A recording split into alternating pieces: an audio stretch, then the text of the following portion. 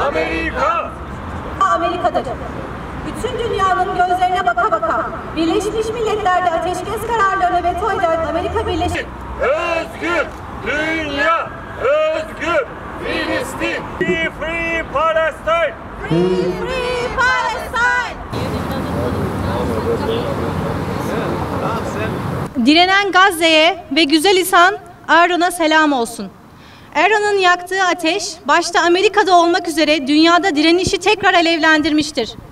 25 Şubat 2024 tarihinde artık soykırıma iştirak etmeyeceğim diyerek kendisini ateşe veren Aaron Bushnell sadece Gazze için değil, Siyonist kuşatma altında olan Amerikan halkı için özgürlük ateşini yakmıştır. Yaptığı eylemi ve canıyla ödediği bedeli, Filistinlilerin, işgalcilerin elinde yaşadıkları karşısında benim eylemim çok da büyük bir şey değil diyerek suç ortağı olan Amerikan yönetimi başta olmak üzere bütün dünyaya kuvvetli bir mesaj olarak göstermiştir. Bugün burada Aaron Bushnell'i anarak mesajını yaymak ve özgür dünya halklarının bütün tepkilerine rağmen artarak devam eden Gazze'deki soykırımı protesto etmek için bulunuyoruz.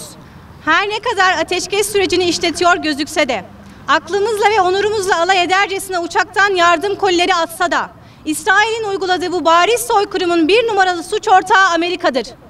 Bütün dünyanın gözlerine baka baka, Birleşmiş Milletler'de ateşkes kararlarını veto eden Amerika Birleşik Devletleri'nin bir an önce Siyonist lobinin talimatlarıyla hareket etmeyi terk edip, İsrail devletinden askeri, ekonomik, siyasi her türlü desteğini çekmesini ve bu soykırıma hizmet etmeyi bırakmasını talep ediyoruz.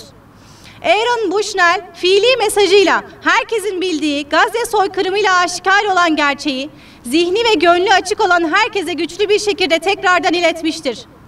Batı devletlerinin ikiyüzlülüklerini, Siyonist lobinin dünyayı nasıl esir aldığını, İslam toplumları yöneticilerinin zavallılıklarını aşikar etmiştir. Halklar çaresizlik içinde çırpınarak esaretlerinin farkına varmıştır. Gazze'nin ve Aaron'un yaktığı ateş bütün dünyayı aydınlatacaktır.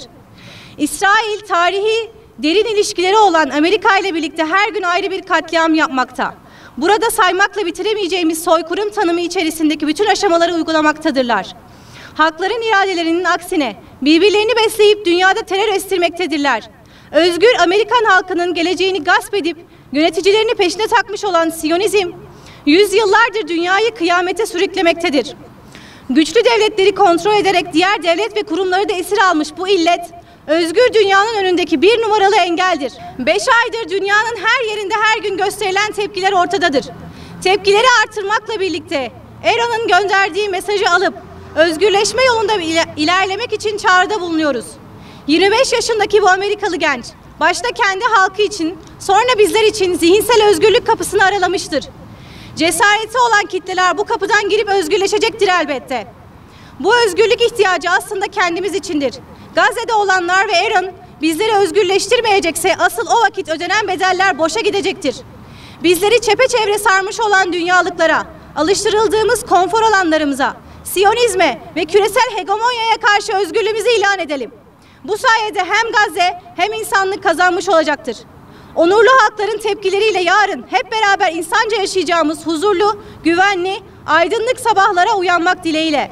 Özgür Filistin, özgür dünyayı yeşertecektir. With the directions of honorable peoples, we hope to wake up tomorrow to peaceful, safe and bright morning where we all live together harmony.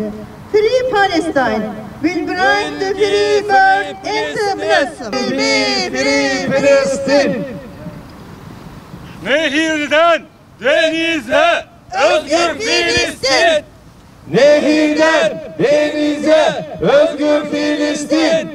Nehirden denize özgür Filistin!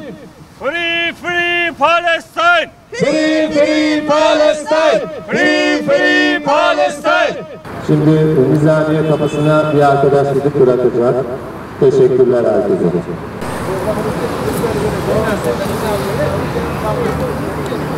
Şu an boş.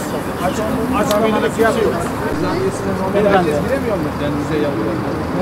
Yusuf Bey, bir de zorluk çıkarmayın. Zorluk çıkarmayın. Hayır. Efendim şeyler de. Onları da sistemi.